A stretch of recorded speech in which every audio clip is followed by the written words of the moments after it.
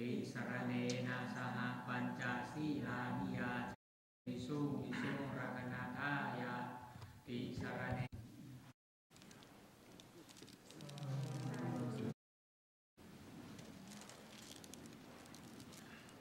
Family, you never meet the younger granddaughter.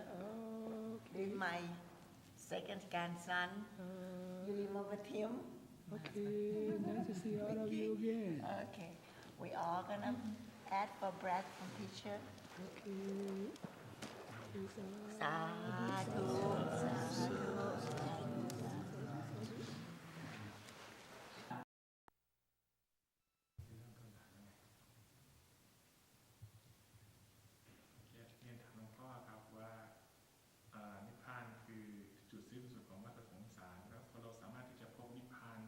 ชั่วขณะจิตหนึ่งไหมครับในชีวิตอย่างนี้เป็นไปได้ไหมเป็นไปได้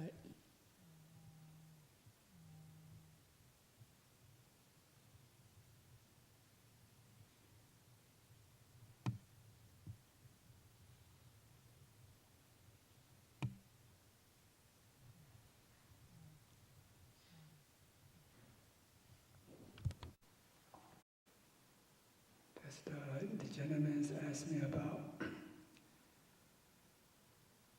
Nibbana. This is the ultimate goal of the Buddhism. So can we experience even just moment? The answer is yes. So we can experience Nibbana in this life, even it's the one moment. So the meaning of Nibbana is no greed, no anger, no delusions. This ultimate bliss, the eternal peace, this Nibbana. So when you practice meditation, when you engage to your meditation practice, at that moment, no greed, no anger, no delusions arise, and you gain peace and happiness. This we call, in Pali language, the Dhamma Nirodha. So in English, just a momentary peace or bliss. So from momentary peace and happiness, momentary bliss, if you continue to practice, as you gain concentration and mindfulness, it's not only one moment, 1 second, it's maybe 1 minute, 5 minutes, 10 minutes, 1 hour, 2 hours. You will stay away from greed, anger, delusion, and you will gain peace, inner peace. This means we call temporary bliss, temporary peace and happiness. This we call Nibbana too. So if you keep practice meditation and you understand the nature of this mind and body arising in the spirit, your vipassana knowledge getting higher and higher, finally you will see the end of arising the spirit, the end of suffering, and then you will gain enlightenment.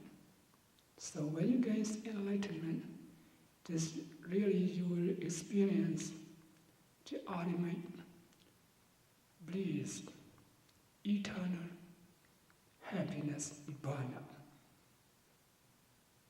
That's why, based on our practice, we can experience Nibbana from momentary to temporary, from temporary to eternal happiness. This we call Nibbana. When we do chanting, the virtue of the Dhamma, the truth, Vajjat Amviditabo Vinyuhi. So, meditator, the wise man can experience this Nibbana by individually. So we need to practice.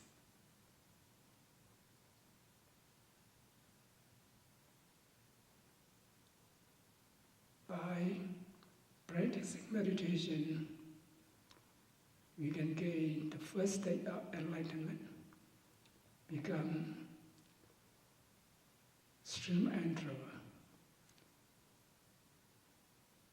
When you gain second stage of enlightenment, this we call one returner. When you gain third stage of enlightenment, we call non-returner. When we gain the fourth stage of enlightenment, we call Arahant. When you become Arahant, the end of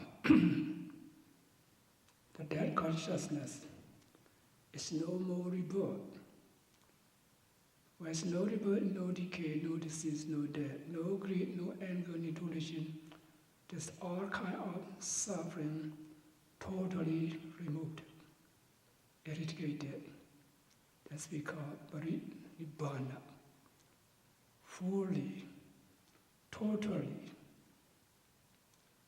ultimate bliss. So you have to be reborn in the samsara, birth and death. That's why our ultimate goal is to overcome all kinds of sufferings and to gain this supreme bliss. What we need to do? We have three causes. Number one, generosity. Second one is the moralities. Third one is the meditation. This the closest cause is meditation. For generosity and morality, also little sport, our meditation practice. So we need to do in our life generosity, morality, and meditation to gain wisdom. So when you gain wisdom, you will experience this supreme bliss by yourself. So I like all of you, try as best you can to gain this peace and happiness, this to gain the Dhamma Nirodha. From there on to gain eternal bliss. So liberated from suffering, samsara. So all of you try the best you can to develop your vipassana knowledge, to getting higher and higher, and gain Nibbana in this life. You got your time it?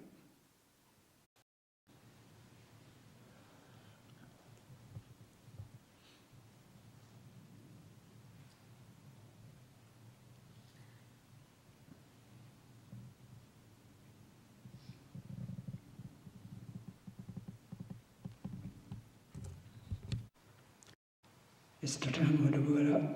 Someone offer robes or put some things to the Sangha community, we call Sangha Dana.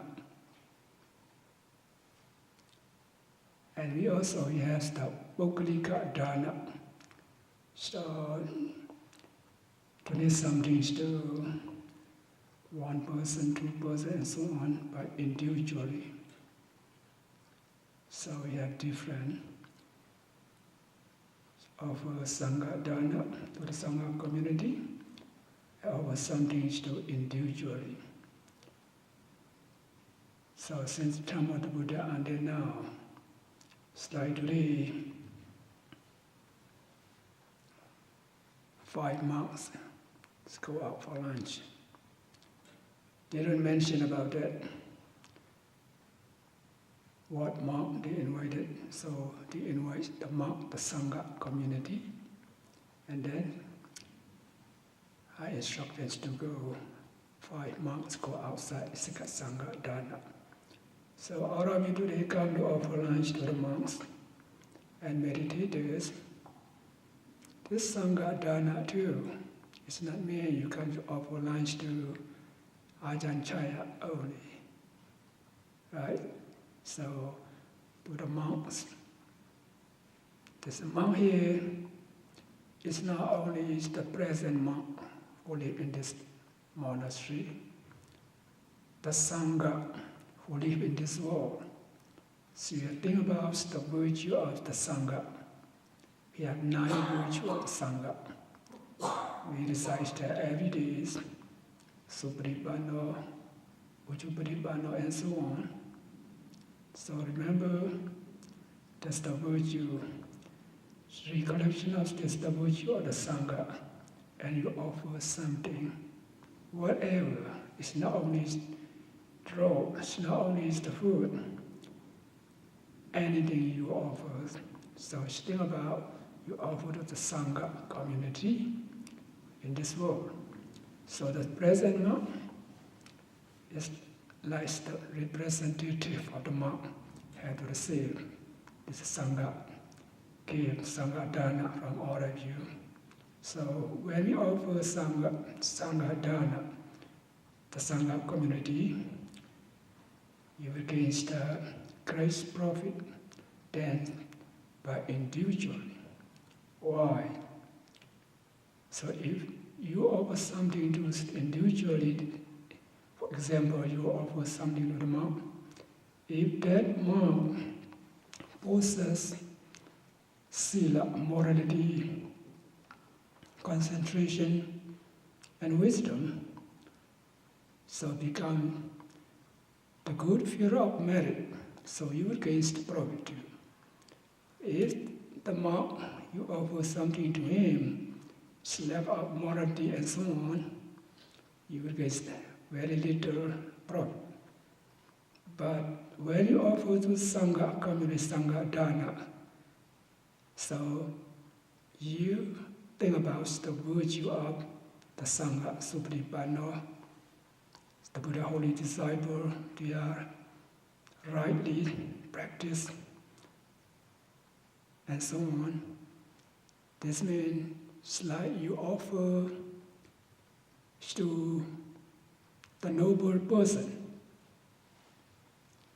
The noble person is means the Buddha holy disciple who gains enlightenment, becomes Sotapanna, stream enterer, so who become the second stage of enlightenment, one returner, so who gain the third stage of enlightenment, non-returner, and who gain the fourth stage of enlightenment, arahant. So it means you offer something to the Sangha community. You think about your virtue. It means you offer something to the noble person, so you gain great benefit of this merit. This is how different Sangha and Bhukkalika. For example, you offer one book, one pencil, one ball pen, or one flower, or one food. This means the Sangha dana too. So you offer a glass of water, this means Sangha dana. That's why when we offer something respectfully, all this thing, the one you going to offer that, you say Sangada, Sangasa Demi. Right? Sangasa Demi. May I offer this water or this fruit or this meal or this thing to the Sangha. So you offer to the noble person, the Buddha holy disciple. Should be like that. So when you offer something, your mind just think about the virtue of the Sangha, and you recite it, Sangada Demi. And you wish, but you have to wish. You wish that, oh, by the power of this mind's merit, may I become as the rich person, become human world, become the rich person, so celestial being and so on. It's not right. Why? You offer something, it's wholesome consciousness. When you wish something for return, you want to be as human, rich human being or celestial being, it means greed, lobha. So unwholesome consciousness. So wholesome and unwholesome, mixed merit. So white and black. When you give to the self, we give to the self good and bad consequences. That's why we need to understand the Buddha's teaching, what kind of thing you offer to the monk, or offer to someone else who are needed. So by the power of this merit, so may I gain Nibbana. Nibbana is the, may I overcome all kind of suffering. So you wish for liberation. It's the right way to wish, don't wish something else. Mostly, when we understand this point, if you do something, some kind of meritorious deed, or do you wish to be someone, it's not right, right? It's not right. So, wish for liberation, wish for Nibbana, wish for us to gain enlightenment. So right now, please, so all of you come to offer lunch to the monks and meditator, you get a lot of meritorious deed today. So you give to someone, for example, the homeless, you will get merit too. According to the Buddha's teaching, even you feed bird, the animal, you gain merit. But the level is different. You give to the animal, you give to ordinary person who lack of morality or who possess this moral conduct, or who taking 8 precept, 10 precept, 227 precept, high and higher. Just according to the receiver, if he has the good qualities, the higher quality, and you will gain the greatest benefit. That's why all of you come to offer lunch to the monks who are observing the 227 training monastery court, and who come to practice meditation, who are receiving, observing this 8 precepts. So all of us try the best we can to make our precepts purely, and to gain concentration. All among us meditators try to practice meditation as much as we can, since 3 a.m. in the morning until 9 p.m. So you offer something to this the noble person, the master meditator. It becomes the best or the good field of merit. So you gain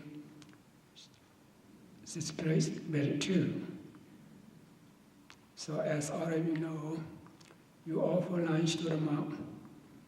It's not offer a meal. So when the monk and meditator receive your food and eating your food for 7 days, we don't need to worry about our life. So one meal can make us survive for 1 week. This means you offer life, long life, to the monk as meditator. So you offer breathing, you offer strength, you offer energy, you offer happiness and wisdom. So the monk gain this benefit right away, have a long life as pretty, and happiness, energy, and wisdom. So as you make someone to gain this 5 kinds of benefit, by the law of nature, the law of cause-effect, all of you as donor will gain just a long life, pretty, happiness, just strength and wisdom. So all of you think about what you have done, this merit 2 years is today. So by the power of this merit, may all of you gain peace, happiness, and be able to perform this meritorious virtue perfections, so that your insight knowledge, vipassana knowledge, higher and higher. Eventually, may all of you gain this enlightenment, the supreme bliss, just the cessation of suffering in this very life. Thank you for your attention.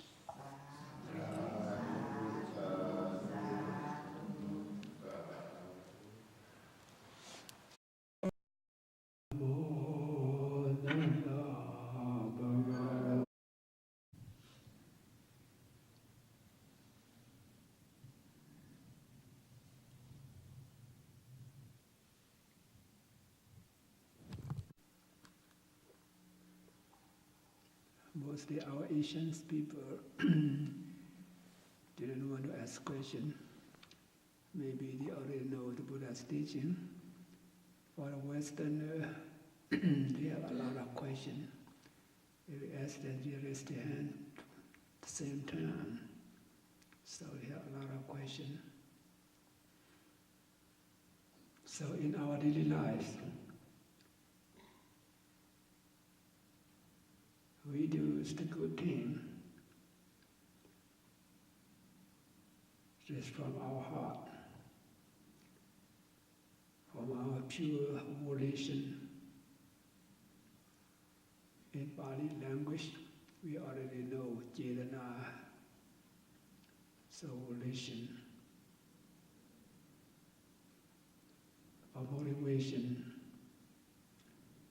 or motive.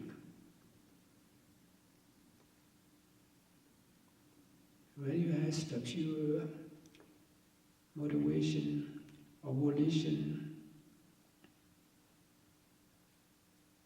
and then you do, it's a good thing. We say the good word. You think it's good, you have good thought. So who have this pure volition, you would get what you want. You would be lucky. It's worldly affair.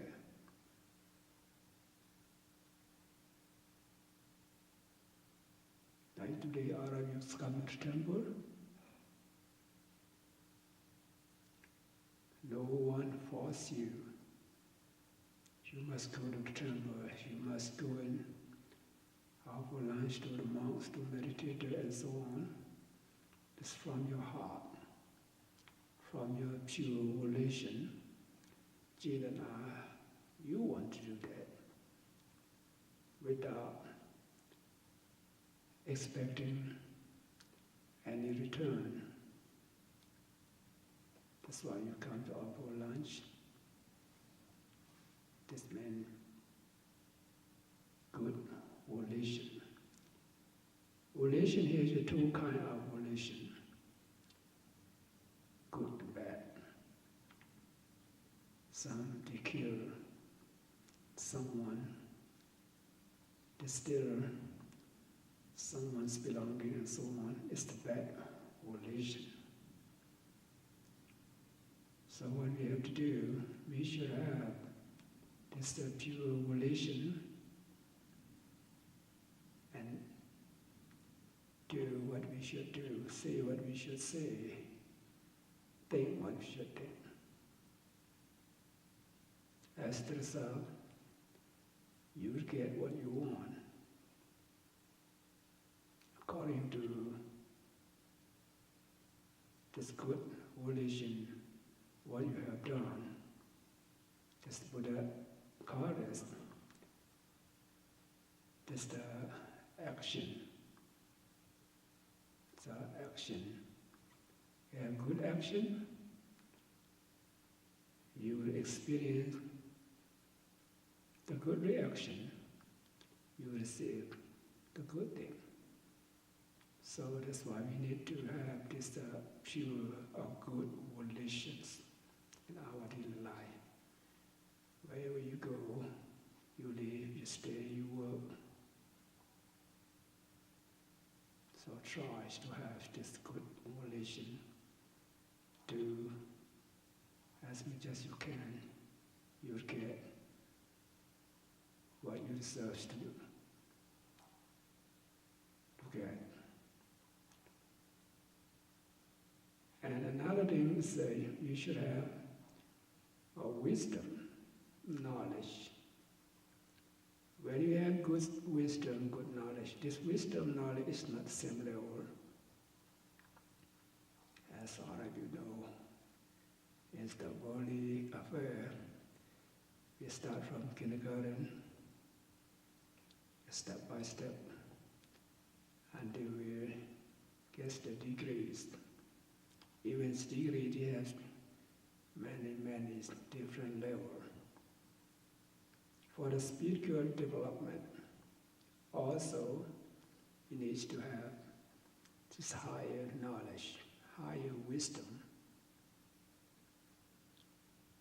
When you have this higher knowledge and wisdom, you will gain your spiritual goal. What is our spiritual goal? At least inner peace. Everyone wants inner peace. If your knowledge Knowledge is not from starting from the book, listening from the Dhamma talk. Should be acquired from practice. We call insight knowledge, the vipassana knowledge. When you gain vipassana knowledge, you will be able to classify what is the concept, what is the realities. Because of this concept, a lot of people have to encounter many suffering, especially mental suffering, because of this concept. You just think that this me, this mine, this I,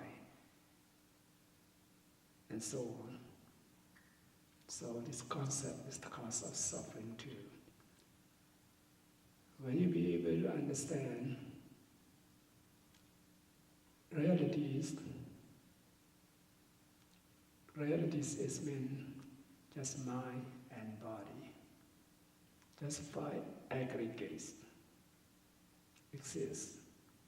It's no man, woman. It's no I, it's no mind. And so on. So you don't need to suffer a lot. So we need to gain this vipassana knowledge to be able to differentiate what is the mind, what is the matter, what is the five aggregates. That's why we need to practice meditation.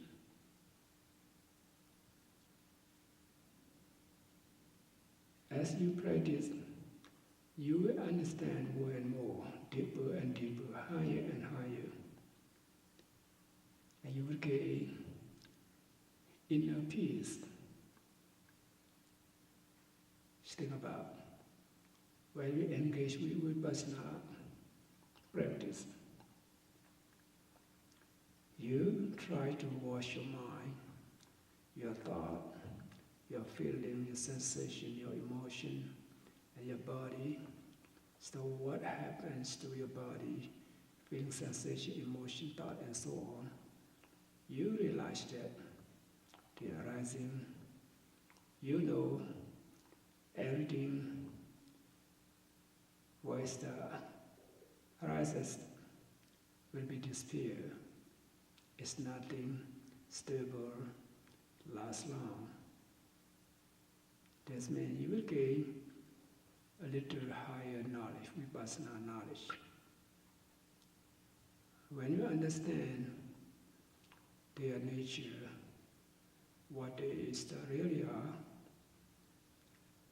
so you will not cling to this mind and body. You will not cling to anything in this world. Something you can let it go. If you cannot let it go, it's the big burden. You have carried this burden. You have to suffer about that. So sometimes we need to put aside, let it go, to gain inner peace.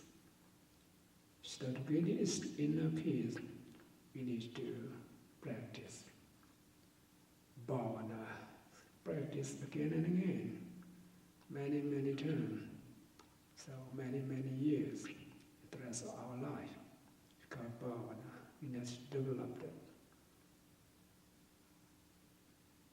So as you gain this higher knowledge,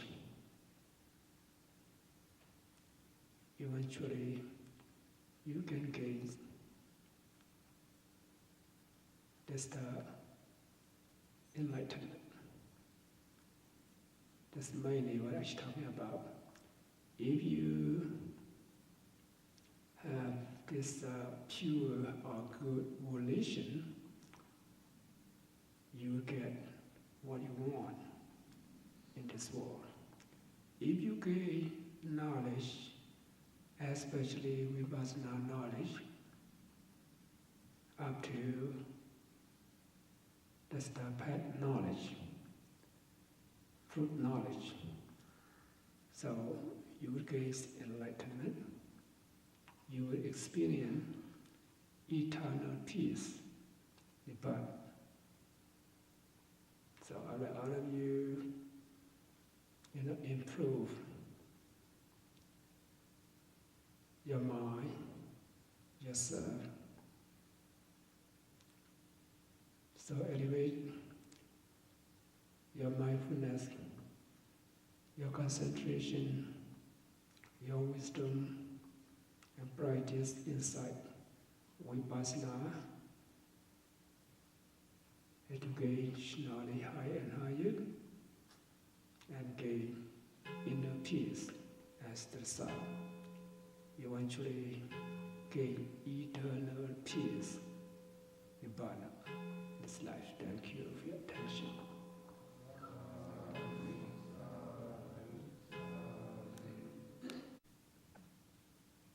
ที่อยากให้พูดถึงก็นั่นแหละคนเราถ้าเรามีเจตนาที่ดีงามเราก็ต้องโชคดีแน่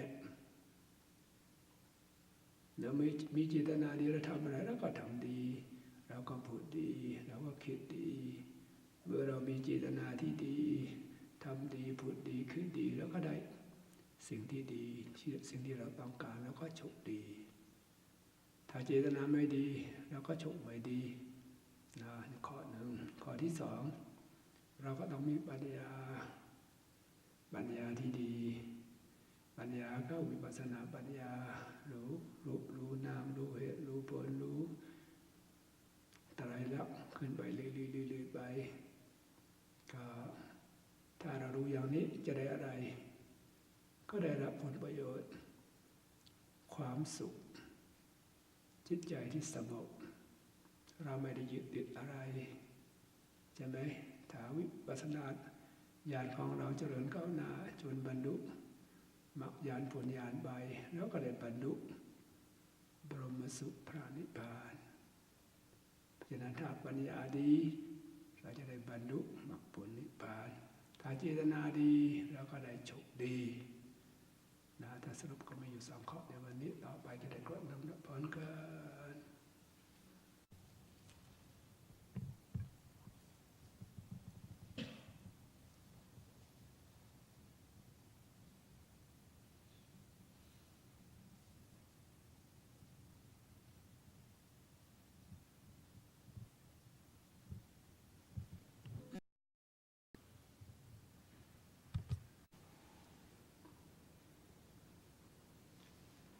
Today is the December 7, 2013.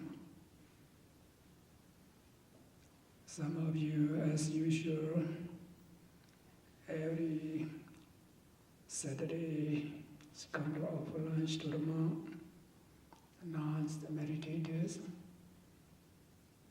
Today, some of you, as the birthday occasions, you come to the temple, Mr. Buddha Puja, Dhamma Puja, Sangha Puja. This means you gain a lot of meritorious deed. As we are Buddhists, since we was born, 1 month, 1 year, and so on, our parents took us to the temple as performs meritorious deed.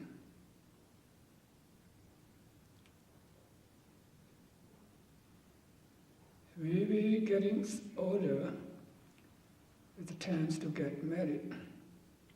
Our parents that took us to the temple is to perform meritorious deed. This is blessing for the monks. Sometimes even we get sick, we invite them out to our homes and perform meritorious deed. Some we go to temple is do some kind of merit as much as we can. Even though when we die, we still perform as meritorious deed for someone who passed away. Buddha says the portion of merit to be reborn as good existences. This means we follow the Buddha's teaching. What we should do, what we should perform in our daily life. We try to follow the Buddha's teaching. We do it every day, especially every Buddhist home. We have the Buddha statue, and then we must collect the Buddha's virtue when offers food, offer flower, incense, candle, water, and so on. This means you gain merit every day. It's the blessing every day. Especially when our birthday occasions coming, so we don't forget it. So everyone they know when's their birthday. So when's the birthday occasion coming, especially we go to the temple, like today, some of you come to the temple, comes to pay homage to the Buddha statue, the Buddha holy disciple. So making the Buddha puja, Dhamma puja, Sangha puja, and also we do some kind of contribution, dana, restrain your physical and verbal action, sila. And you sit meditation. You do some morning chanting. Radiates the loving kindness meditation and so on. So you get a lot of meritorious deed. As we believe, it's the law of karma, the law of action. So depend on our good action, we receive the good results accordingly. That's why in our life, to gain peace and happiness, we perform this meritorious deed, dana, sila, and bhavana. So by the power of your dana, sila, bhavana, and by the power of the Buddha, Dhamma, Sangha. So may all of you healthy and be able to perform many kind of spiritual perfections and gain peace and happiness. Especially I would like all of you to practice meditation every day to realize the nature of this mind and body, so what they really are, and gain vipassana knowledge higher and higher. Eventually, may all of you experience the Four Noble Truth, Nibbana, in this life. Thank you for your attention.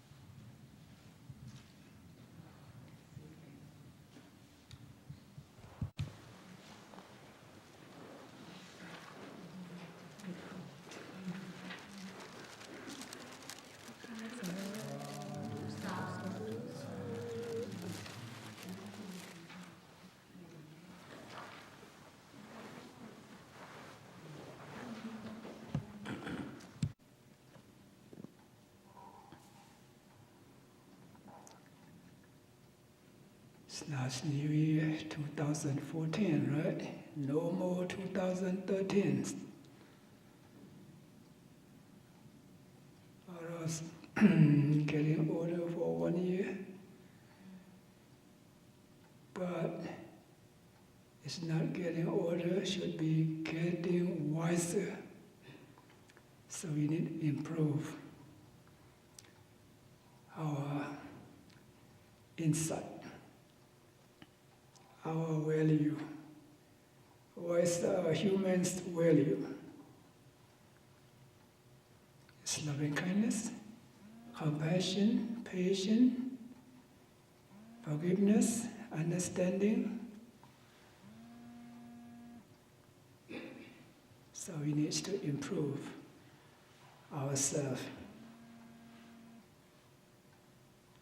What we have to do to improve ourselves. So we need to, at least we need to uphold our moral conducts. You'll be able to uphold moral conducts. That you become a valuable person. This moral conduct, as already know, is self-discipline. If you follow your desire, follow your greed, your anger, you will not be able to uphold your moral conduct firmly, purely.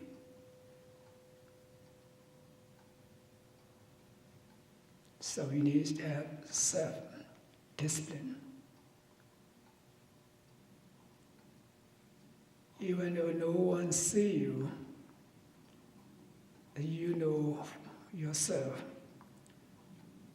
what you are doing, what you're saying, what you're thinking about. So instead of you watch someone else, criticize someone else, we need to criticize ourselves. It's every day. And then you know what you still need that to fulfill.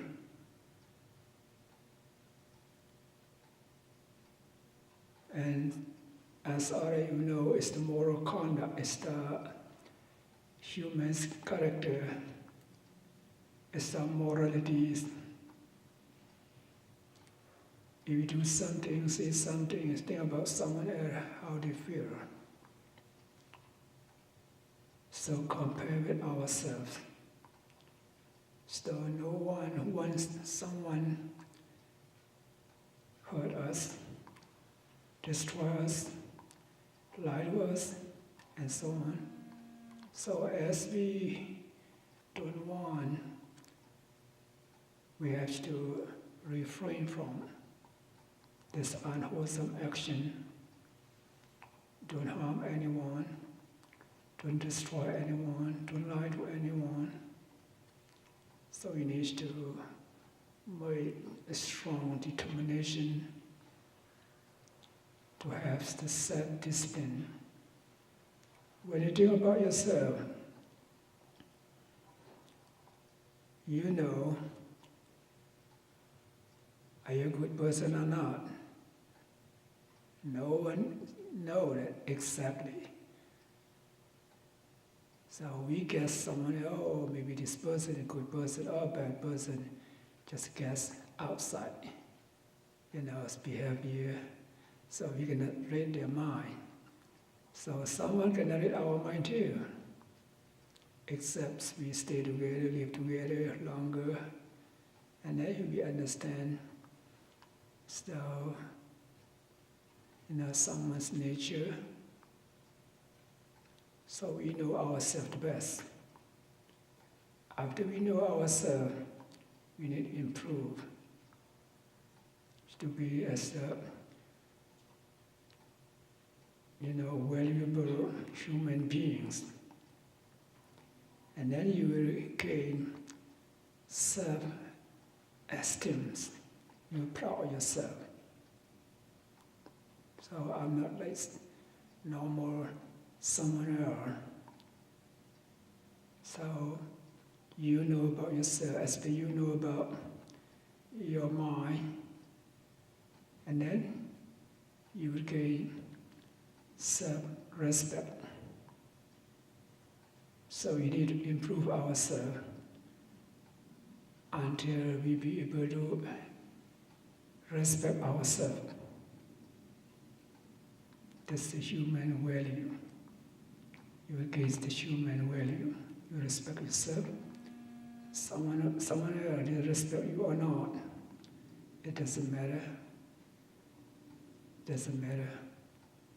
So if you cannot respect yourself, when you think about yourself, oh, I'm not a good person, you feel disappointed, you feel sorry about yourself. You feel disappointed or sorry about yourself, it's that kind of anger. So whenever you think about your mind, this become defined by this mental defilement, this anger. So if you are a good person, you gain self-respect. You know you are a virtuous person. When do you feel happy about yourself? This happiness, the inner peace. At that moment, it's the wholesome consciousness arises.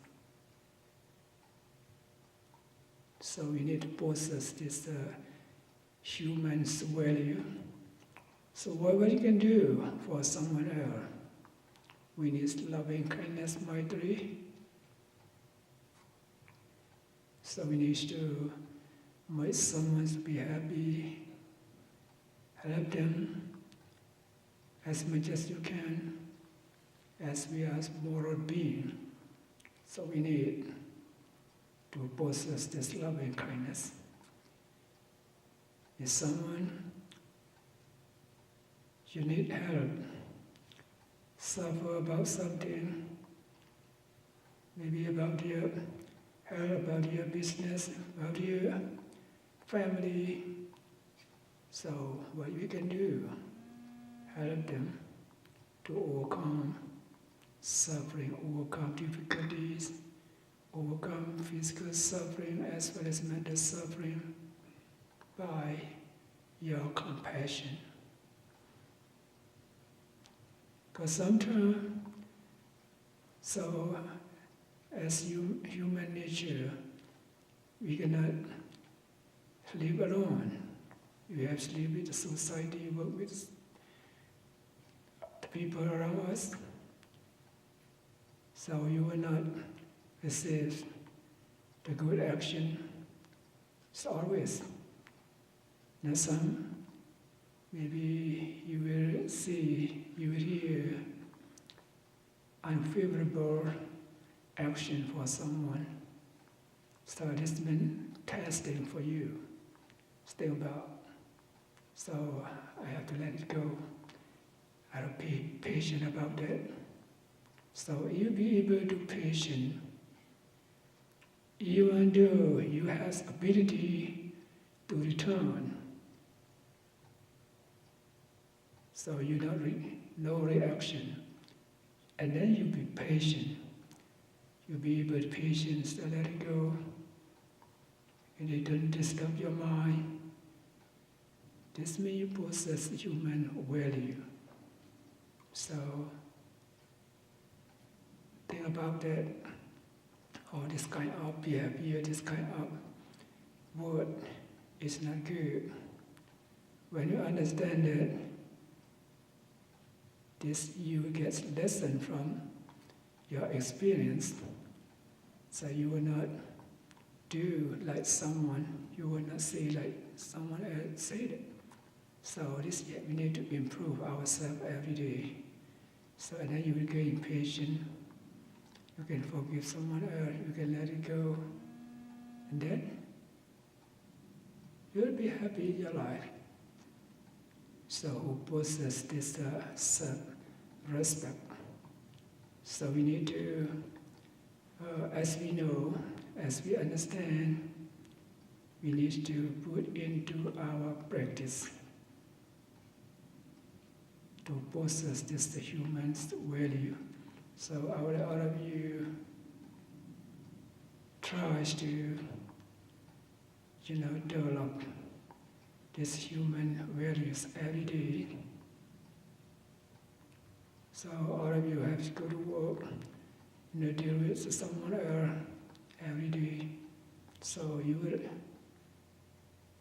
experience and encounters a lot of things more than, the monk. So you learn from your seeing, you learn from your hearing, you learn from your experience, so you can improve inner value, human value. So all of you, thinking about the teaching of the Buddha to gain this self-respect. Try to improve yourself every day. It's not only at home, even in society also. So we need to do as much as we can, what we can do for the welfare and happiness of others from our heart without expecting any return. And then you will proud yourself, you will have respect. So may all of you have this self-respect, become a virtuous person and gain inner peace in this life. Thank you for your attention.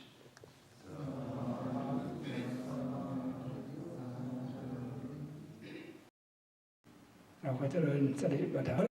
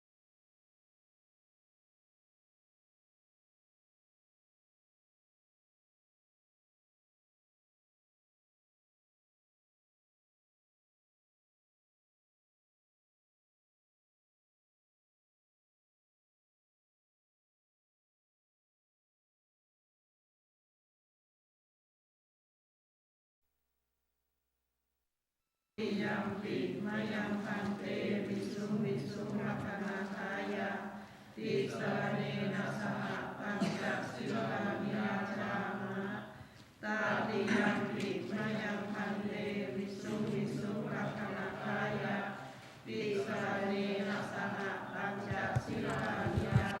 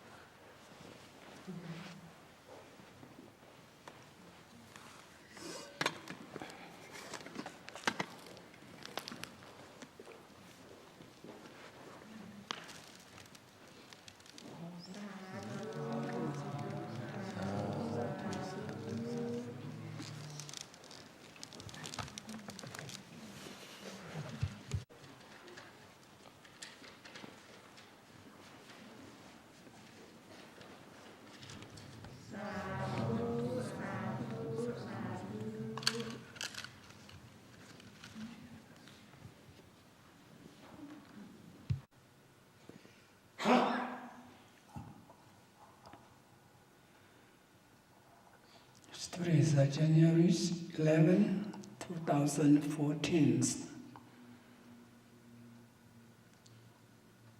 Some of you comes to our lunch Dhamma as usual every Saturday. Some of you come to offer lunch and Sangha Dhamma to the monk as their birthday occasion. Some of you come to offer Sangha Dhamma for who pass away to receive this portion of merits to be happy in their life. So mainly, start giving charity, observing the moral conduct, moralities, and practicing meditation, because all of you want to gain peace and happiness, and for yourselves and for the dear ones, dear one. So even though we wish to gain peace and happiness in our lives, most of the time,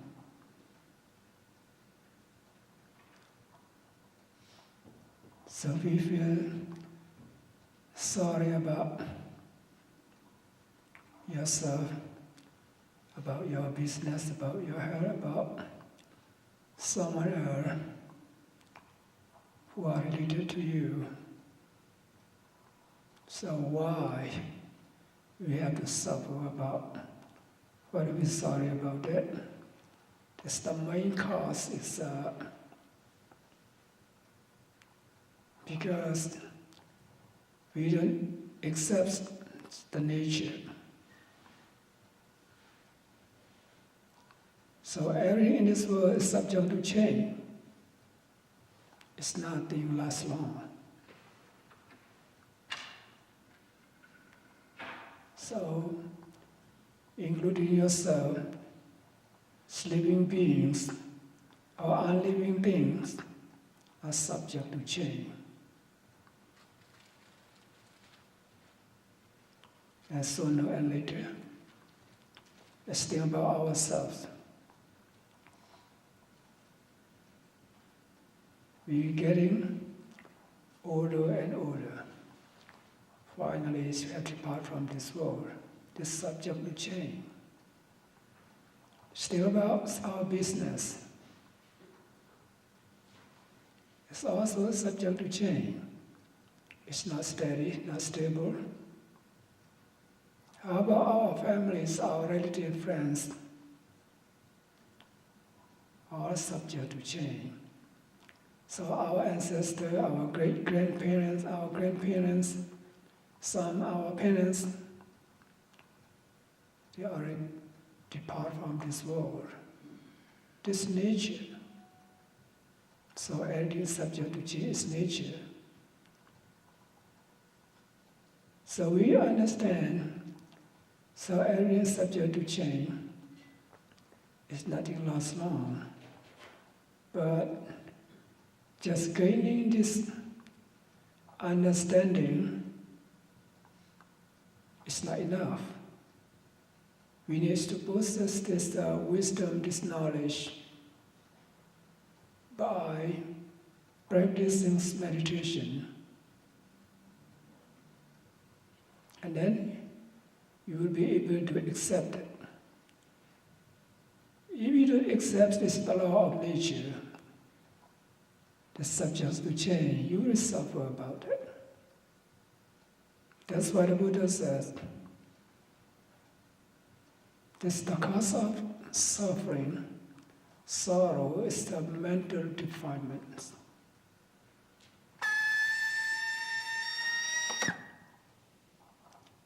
Such as passion, aversion, delusions, wrong view, self-illusions, and so on, is the cause of suffering.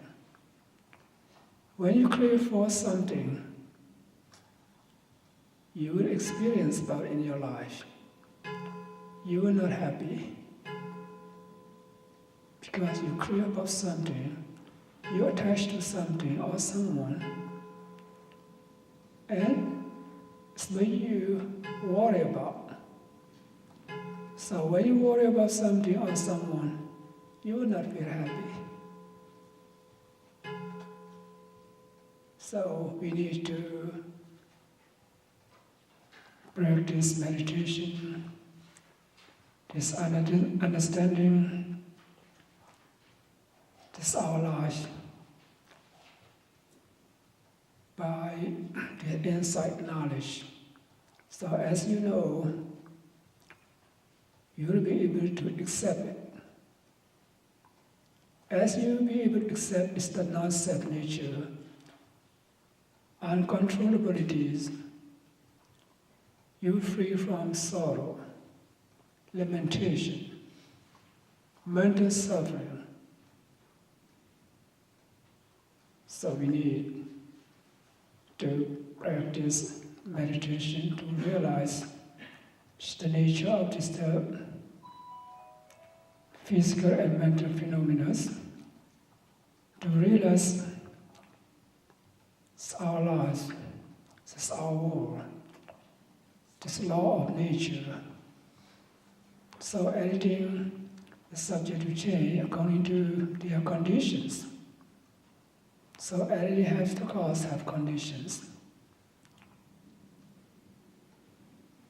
There's no conditions, no effect. So according to their conditions, their own accord,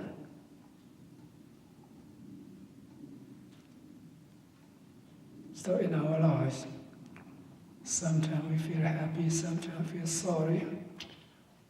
Mostly, happiness just temporary, arises in our mind. Really, happiness here should be, is gained by this meditation. This meditation is very useful for everyone. It's very effective. When you practice meditation, you see the arising and vanishing of this mind and body is one after another. So you see the impermanence. So every moment rise and disappear. So it's our life, since we was born until we die. This mind and body just arising and disappearing one after another. So even we die, we still have to be reborn again. This mind and body keep going on according to our ignorance creeping. So if you practice meditation, we will see the phenomena of mind and body as impermanence, unsatisfactoriness, and uncontrollabilities. And you accept this the law of nature, the law of cause-effect. The nature is mind and body, so you can let it go when you accept it.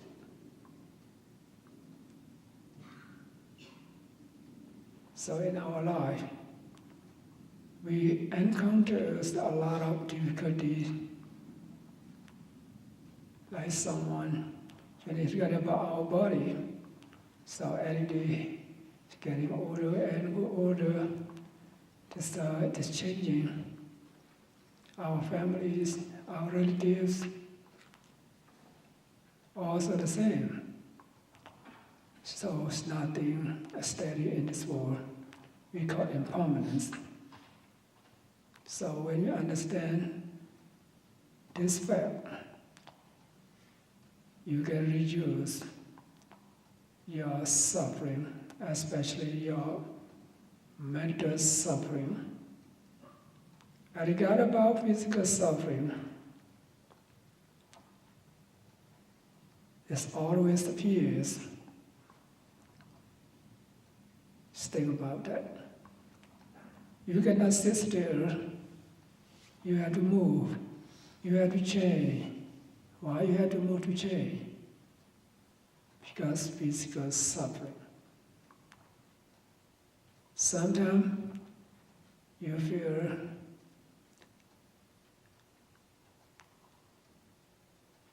you get sick, you feel pain, very painful. So it becomes physical suffering.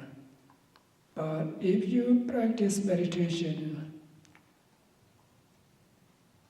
even when you have encountered this physical suffering, will be no mental suffering. Just mainly to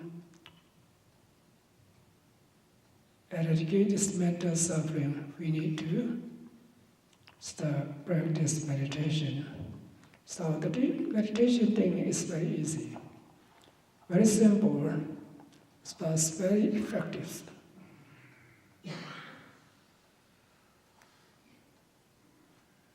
Some of you may know how to practice meditation, so I would like to give you brief instruction how to develop our mind, how to develop this mental, spiritual practice. So when we practice meditation, we have two kinds of meditation: tranquility meditation and insight vipassana meditation. For the tranquility meditation, we just focus our mind on one object to gain concentration. For the insight vipassana meditation, it's not one object. We have primary objects and secondary objects. So, as primary object, we can choose our breath in and out as primary object. Or you can choose our abdominal movement, rising, falling, as our primary objects. It's nothing special, so try to focus on this rising and falling abdomen, or breathe in and breathe out. If you feel some part of body, feel pain, feel numb, and so on, so we have to focus on the pain to understand their nature. This pain also is subject to change. It's nothing lasts long. As you gain concentration, when you stay with the pain, pain is pain, pain, pain. Don't identify with yourself. If you identify with yourself, oh, my back is pain, my leg is pain, my head is pain, and so on, so you will feel unhappy. It's not supposed to identify with yourself. Pain, just pain. You see their nature. This pain also starts subject to change. So sometimes even close your eye when you sit in meditation, some visions will appear to your eyes. When you see something, just see it, just label it. Seeing, seeing, seeing. And then all the visions, forms, picture will disappear. You will see everything subject to change. And then return to your main object of meditation. So briefly here, what kind of external objects appear to your eyes, ears, nose, tongue, body, and mind? Try to be aware of that. Realize that, label it. And then you will see all these objects will disappear. And we call it secondary objects. And then go back to your primary object.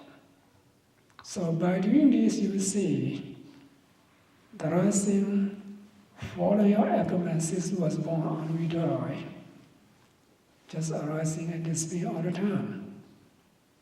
Our breathe in, breathe out, as you know, just arising and vanishing all the time.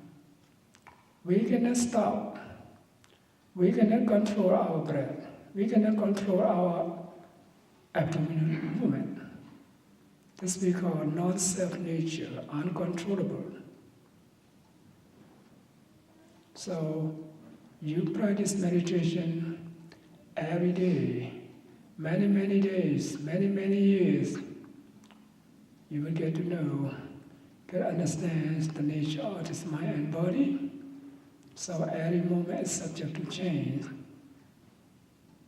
So as impermanent, unsatisfactoriness, or unsubstantiality, uncontrollability, and then you accept it.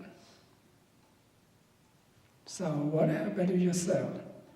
You will not have to worry about, think about yourself.